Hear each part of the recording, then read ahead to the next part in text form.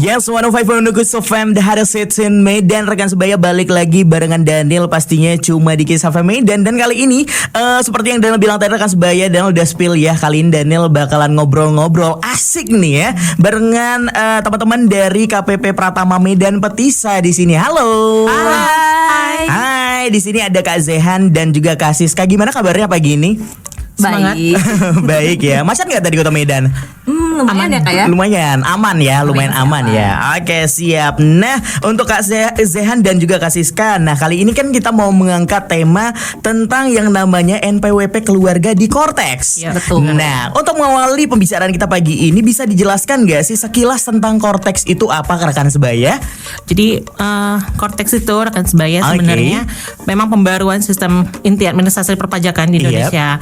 Ya sebelumnya udah banyak nih aplikasi-aplikasi pajak yang kayaknya ngeribetin deh buat wajib pajak, buat semua. Ada aplikasi DJP online untuk lapor SPT, untuk daftarnya lain lagi ada IREK namanya, bikin faktur untuk pengusaha itu ada e-faktur lagi, ribet.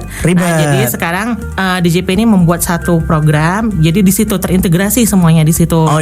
Ngobrol soal NPWP. Biasanya kan NPWP itu perorangan. Benar. Nah, untuk sekarang kan ada yang untuk keluarga nih Kak. Nah, kira-kira bisa dijelasin gak sih gimana tuh NPWP keluarga? Nah, sebelum kita ke NPWP keluarga, pengen ingetin dulu NPWP itu apa sih sebenarnya Kak? Iya, benar. Nah, NPWP itu balik lagi ke artinya adalah definisinya adalah nomor pokok wajib pajak. Nah, nomor pokok wajib pajak ini apa? Dia itu identitas. Bisa identitas untuk orang pribadi, bisa identitas untuk badan, untuk menjalankan segala hak dan kewajiban perpajakannya. Jadi itu kayak pengenal mirip diri. sama KTP ya Kak ya. Nah, kalau kita di Indonesia tanda penduduk tuh KTP. Nah, kalau di pajak itu administrasi NPWP-nya. perpajakan ada NPWP. Identitas kita. Siap. Nah, kalau untuk yang seperti Daniel tanyakan tadi itu gimana? Nah, jadi kalau NPWP ini kan tadi aku bilang ada dua tuh, ada NPWP untuk orang pribadi sama badan usaha dan segala macamnya. Jadi sebenarnya NPWP keluarga ini bagian dari NPWP orang pribadi. Karena apa? Karena NPWP keluarga ini sebenarnya bukan NPWP baru atau NPWP yang berbeda. Dia sama sebenarnya, itu NPWP orang pribadi tapi menyangkut ke kepala keluarga. Jadi sebenarnya ya bisa dibilang ya sama lah dengan NPWP orang pribadi, bukan NPWP yang berbeda. Bukan NPWP yang berbeda dan itu konsepnya sama sebenarnya gitu ya. Nah, untuk kira-kira ngomongin soal persyaratannya nih, kira-kira apa saja persyaratan yang kita perlu tahu nih mengenai NPWP keluarga ini tadi? Apakah mungkin berbeda dengan persyaratan yang perorangan atau gimana? Nah, dari namanya aja nih ya Kak, NPWP keluarga ya berarti syarat pertama harus berkeluarga dulu Kak. Gak mungkin kan kita buat NPWP keluarga tapi kita belum berkeluarga. Benar, betul, setuju. Yang pertama kita harus berkeluarga dulu. Yang kedua kita harus daftarin nih, misalkan nih sebagai laki-laki daftarin dulu nih istri dan anak-anaknya di data unik keluarga namanya. Dengan catatan si kepala keluarga harus sudah memadankan NIK NPWP-nya dan sudah melakukan aktivasi akun Cortex. Aja sih Kak, syaratnya simpel. Lebih spesifik ke situ iya. Wow, tapi sangat simpel rekan sebaya. Jadi mungkin buat kamu yang berpikir bahwasanya aduh ribet deh nanti berbeda lagi gitu ya. Tapi tenang aja rekan sebaya, persyaratannya simpel seperti yang udah dijelaskan sama Kak Zehan tadi. Nah, tapi kira-kira nih ngomongin soal daftarnya, kira-kira cara pendaftarannya gimana sih? Apakah mungkin ada konsep yang baru nih dengan pendaftaran ini tadi gitu ya? Sebenarnya konsepnya mirip-mirip nih Kak sama DJP online. Kalau rekan sebaya udah pernah daftarin anggota keluarganya di DJP online, di Cortex itu mirip sebenarnya. Kita cuman input nama, nik KTP istri dan anak kalau sudah ada niknya. Terus ya udah input statusnya sebagai apa, misalkan istri, anak kandung atau anak angkat misalkan bisa juga didaftarin di situ. Nah, ketika sudah kita daftarkan maka otomatis sudah jadi bagian dari data unit keluarga. Tapi mungkin Daniel mau tanya dulu biar rekan sebaya bisa membandingkan ya. Kira-kira perbedaan persyaratan yang dulu dengan yang sekarang itu di mananya sih lebih spesifiknya? Persyaratan pendaftaran data unit keluarga ya Kak ya. Ya cuman beda di ininya aja sih, websitenya aja. Kalau dulu kan bukan website, aplikasi. Aplikasi ya. Kalau dulu kita pakainya DJP online, kalau sekarang sekarang sudah menggunakan Cortex. Oke, berarti nama aplikasinya juga sudah Cortex namanya Cortex ya. semua. Dan apakah aplikasi Cortex ini bisa diakses di iPhone atau cuma di Android aja gimana? Karena aplikasi Cortex ini berbasis web, Oke. jadi bisa diakses di mana saja. Di mana saja Sepanjang ada koneksi internet. internet. Oke, berarti semua device bisa menerima Bisa. ya.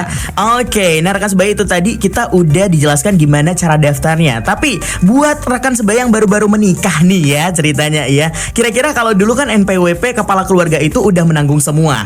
Apa sekarang kalau suami dan istri itu NPWP-nya dipisah? Nah, jadi pada dasarnya kan nih satu keluarga nih Iya. harusnya satu kesatuan ekonomi dong. Benar. Nah, jadi di pajak juga sebenarnya seharusnya satu keluarga itu satu NPWP-nya. Oke. Cuman memang ada beberapa case kita ini nggak bisa dipungkiri banyak yang kayak wanita sudah menikah, aku pengen NPWP sendiri. Iya benar. Aku pengen melakukan kewajiban perpajakan sendiri, nggak apa-apa silahkan. Di pajak itu difasilitasi. Oke. Jadi ada dua opsi untuk perempuan yang sudah menikah. Yang Oke. pertama tadi kalau dia mau gabung dengan suaminya boleh. Itu nanti kewajiban perpajakannya digabung, jadi pelaporannya, pembayaran pajaknya semua digabung dari Oke. NPWP si suami. Nah, opsi kedua juga kalau dia mau sendiri, aku Oke. mau jalan punyaku sendiri. Nah, berarti ya pelaporannya jadi ada dua. Dia jadi wajib lapor sama wajib setor kalau ada yang kekurangan juga. Oke. Jadi sebenarnya sedikit banyak kalau dari ringkasnya lebih untung sih sebenarnya kan kalau kita digabung ya Lebih ada simpel ya, lebih Kak. simpel juga gitu. untung nggak usah dua-duanya ngelapor. Kemudian dari segi tarif juga kayaknya lebih untung nih kalau kita hitung-hitung pakai simulasi, lebih untung kalau yang digabungkan penghasilannya Benar dibanding yang benar. terpisah. Dan juga pengginian datanya juga lebih cepat gitu ya, Ya, lebih simpel benar. ya. Nah. Oke, nah itu dia rekan sebaya. Nah, pertanyaan selanjutnya nih Kak. Kira-kira gimana nih kalau NPWP si wanitanya itu udah nonaktif ceritanya? Oke, jadi ini buat rekan sebaya yang sebelumnya jadi wanita karir yang bekerja terus tiba-tiba Oke. menikah ya Kak. Terus dia memilih, oh aku mau gabung aja deh sama suami suami. aku Iya. biar lebih simpel gitu kan. Nah, si rekan sebaya yang menikah ini bisa mengajukan nonaktif NPWP-nya. Oke. Karena semua administrasi perpajakan akan digabungkan dengan suami. Dengan suami. Jadi kumpul jadi NPWP keluarga Betul. gitu ya. Oke, Nah, oke. kalau misalkan statusnya tadi nonaktif ya Kak, tapi dia memilih untuk terpisah. Iya. Nah, itu silahkan aktifkan kembali karena kan kewajiban perpajakannya jadi masing-masing. Benar. Kalau status nonaktif kan udah nggak bisa tuh dia menjalankan kewajiban perpajakan. Betul. Maka kalau dia memang mau terpisah, aktifin lagi tuh NPWP-nya. Karena banyak tuh Kak, Iya. aku potong misalnya nih kan ada perusahaan yang dia nggak mau pakai NPWP suami, harus si Mbak ini harus punya NPWP sendiri ya, mau nggak mau Sendiri. dong jadi diaktifin. Diaktifin lagi. Iya, Tapi ada kalau pemberi untuk kerjanya. untuk pengaktifannya itu sendiri harus datang ke kantor atau bisa melalui website kira-kira? Dari website. Dari Ya, website dari bisa. website bisa. Wow, simpel sekali ya rekan sebaya Jadi tinggal sekarang masuk ya. akun, ya udah aku mau aktifin tinggal aku aktifin gitu. Oke, lebih simpel ternyata sekarang Lebih ya. simpel. Waduh rekan sebaya semakin menarik obrolan kita pagi ini ya. Nah rekan sebaya sebelumnya dan mau ngajakin kamu kalau misalkan kamu punya pertanyaan yang lebih ya mengenai tema yang kita angkat pagi ini, kamu bisa langsung drop pertanyaan kamu dari WhatsAppnya Kiss FM di 081161051005 karena sebentar lagi dan bakal kembali lagi ngobrol barengan kakak-kakak yang cantik di sini. So jangan kemana-mana, stay tune only right here on Kiss FM, the hottest hits in Medan. Yes, rekan sebaya masih barengan Daniel di 105.0 Kiss FM, The Hottest Hits in Medan. Dan masih ditemenin sama teman-teman dari KPP Pratama Medan Petisa. Halo. Hai. Iya, masih orang yang sama ya rekan sebaya. Di sini Masih. ada Kak Siska dan Kak Zehan. Gimana kabarnya? Masih aman ya? Masih. Masih aman. Oke. Nah, seperti yang tadi Daniel spill Kak, ini ada beberapa dari rekan sebaya yang udah bertanya ya di kolom question boxnya kita. Dan di sini ada rekan sebaya yang namanya Gina. Oke. Jadi Gina nanya, sebenarnya kalau penghasilan kita masih di bawah UMR, apa tetap wajib punya NPWP dan bayar pajak atau gimana? Oke, Kak Gina terima kasih untuk pertanyaannya. Oke. Tadi pertanyaan apakah penghasilan yang di bawah UMR wajib bayar pajak gitu ya Kak Iya, ya? benar. Nah ini nih yang sering salah di masyarakat. Betul. Apalagi sekarang ini nik udah jadi NPWP, dikira ketika kita punya nik kita wajib bayar pajak gitu ya. Nah nggak gitu konsepnya ya rekan sebaya. Oke, siap-siap. Nah untuk penghasilan yang dikenai pajak itu ada batasannya Kak. Kalau Oke. untuk karyawan ada namanya PTKP, penghasilan tidak kena pajak. ketika penghasilan kita dalam sebulan melebihi PTKP, disitulah kita baru kena pajak. Misal nih, saya karyawan, gaji saya 5 juta. PTKP untuk wanita yang belum kawin itu 4,5 setiap bulannya. Jadi 5 juta dikurangi 4,5 juta, 500.000. Nah, 500.000 inilah yang dikenai pajak. Nah, misalkan UMR Kota Medan berapa ya Kak ya? 4 juta ya sekarang ya. Anggaplah 4 juta. Misalkan penghasilannya 4 juta, PTKP kan tadi 4,5 juta nih. Benar. Berarti kan masih di bawah, maka belum dikenai pajak. Berarti belum ya. Belum. Nah, itu Cuma, dia. Sorry saya potong. Walaupun penghasilannya tidak dikenai pajak, dia masih ada kewajiban yang lain, yaitu laporkan penghasilannya. Oke, siap. Itu dia Gina, udah terjawab. Dan selanjutnya di sini ada rekan sebaya yang namanya Rian. Jadi kata Rian, dengan adanya NPWP keluarga, apa semua anggota keluarga otomatis punya kewajiban bayar pajak juga, atau tetap tergantung penghasilan sama penghasilan masing-masing gitu?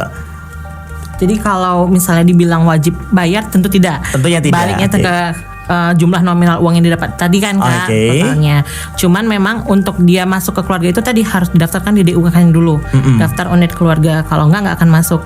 Nah, kenapa juga harus dimasukkan ke DUK anggota keluarga ini? Itu nanti yang di akhir tahun di tahun pajak awal sudah berakhir nih tahun pajaknya, itu untuk penghitungan PTKP-nya. Penghasilan tidak kena pajak. Kalau nanti nggak dimasukin nih, anaknya, istrinya nggak dimasukin di situ, dianggapnya belum nggak ada kawin ya, tanggungan. Justru itu benar-benar. Tanggungannya berapa orang. Kemudian kan sekarang nih banyak kalau yang jadi YouTuber itu kan anak-anak juga udah ada yang jadi YouTuber. Nah, itu salah satu manfaatnya tadi kenapa masuk ke NPWP keluarga. Karena nanti yang anak-anak ini kan dia nggak punya NPWP karena di bawah 18 tahun masih belum bisa. Nah, jadi kewajiban perpajakannya itu menggunakan NPWP si kepala keluarganya tadi. Digabung berarti ya. Digabung.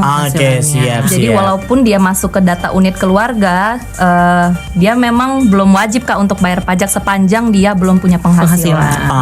Siap. Satu lagi nih dari rekan sebaya yang namanya Hendra. Jadi ada nggak sih keuntungan atau kemudahan kalau kita ngatur NPWP keluarga dengan benar di Kortex? Soalnya saya jujur masih bingung dan takut ribet ngurusnya katanya gitu.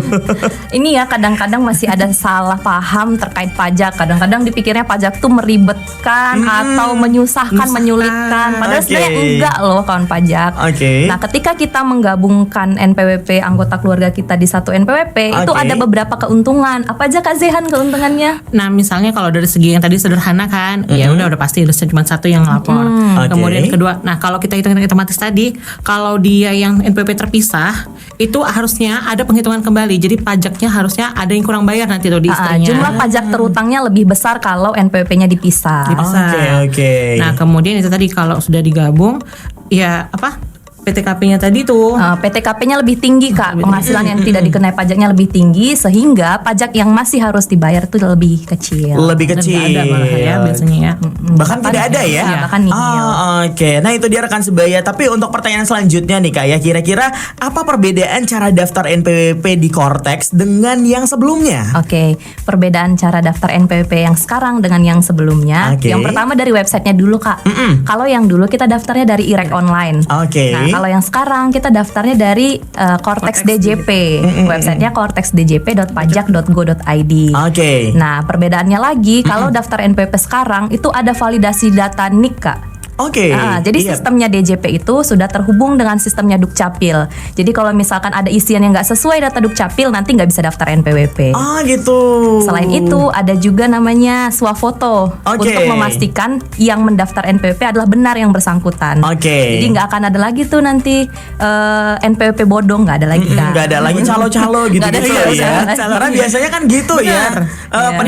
Padahal sebenarnya sangat gampang untuk melakukan pendaftarannya gitu ya. Selain itu ada lagi nih Kak beberapa perbedaannya. Ada tagging alamat. Jadi kalau misalkan daftar NPWP udah langsung di tagging tuh di mana alamat rumahnya dia. Jadi ketika petugas pajak mau berkunjung, mau visit, udah nggak ada lagi tuh petugas pajak yang nyasar gitu.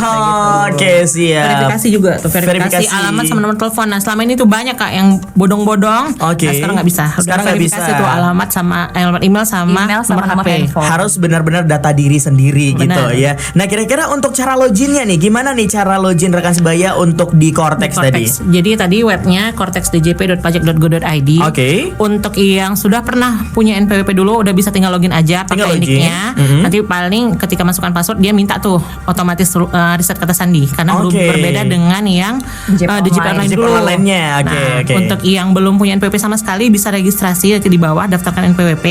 Itu ada 2 opsi tuh Kak, bisa registrasi only. Itu untuk yang wanita kawin tadi, jadi dia dari registrasi only, nggak pendaftaran yang bikin baru benar-benar. Yang bikin baru benar itu untuk yang selain wanita kawin tadi. Oke, siap. Tapi mungkin ada dari sebagian rekan sebaya yang masih bingung ya. Boleh dijelasin nggak sih status NPWP itu apa aja?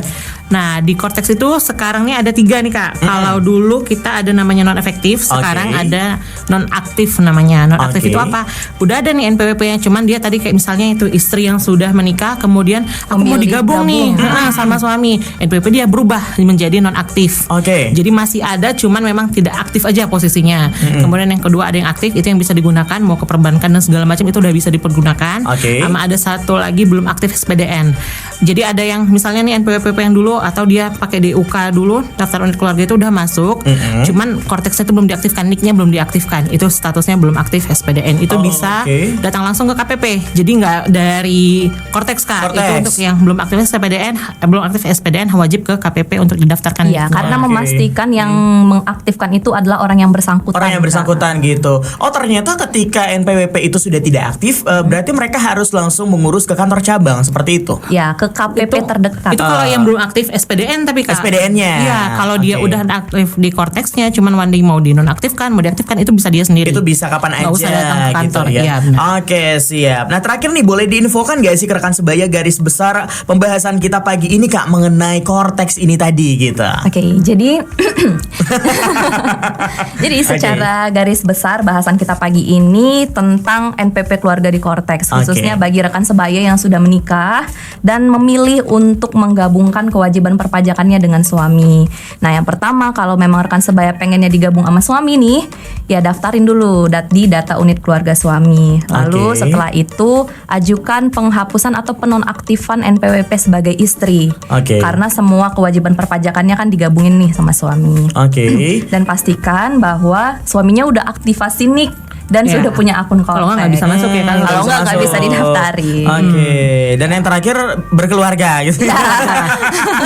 Itu bakal diingat sama rekan sebaya sih kayaknya. Sama dengan menikah ya Kak. Ini keluarga ini sebenarnya kalau yang belum menikah dia mau masukin orang tuanya juga bisa. Bisa gitu ya. Jadi bukan yang harus suami dan istri dan anak, enggak, tapi orang tua kalau yang belum menikah orang tuanya boleh dimasukin. Oke, siap. Itu dia rekan sebaya pembahasan kita kali ini mengenai NPWP keluarga di Cortex ya. Dan ini kita udah ngobrol barengan teman-teman dari KPP Pratama Medan Petisa. Nah terakhir nih, bisa nggak sih diinfoin ke rekan sebaya kira-kira untuk info lebih lanjut atau info-info mengenai Cortex ini tadi bisa didapatkan di mana aja?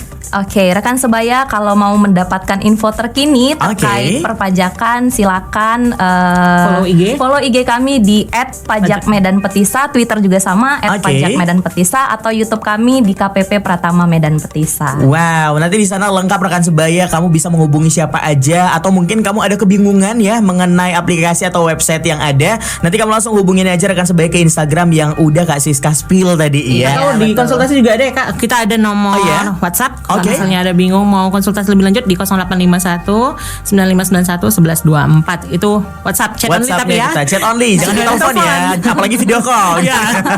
Nah, itu dia rekan sebaya pembicaraan kita kali ini mengenai NPWP keluarga di Cortex. Dan mungkin buat kamu yang udah dengerin Daniel dan mau ucapin terima kasih dulu nih buat Kak Zehan dan juga Kak Siska yang udah hadir di Kisah FM. Dan kita tunggu mungkin informasi-informasi selanjutnya yang mungkin update nantinya ya. Nah, itu dia rekan sebaya, dan Daniel juga ucapin makasih buat kamu yang udah dengerin Daniel dari tadi Weker ya rekan sebaya, dari jam 6 sampai sekarang. Tapi Daniel mau ingetin kamu untuk selalu dengerin Kisah FM sampai ke jam 12 malam nanti, ditemani dengan program-program dan juga penyiar-penyiar kece lainnya rekan sebaya. Tapi karena udah jam segini, udah waktunya Daniel pamit dan sampai ketemu rekan sebaya.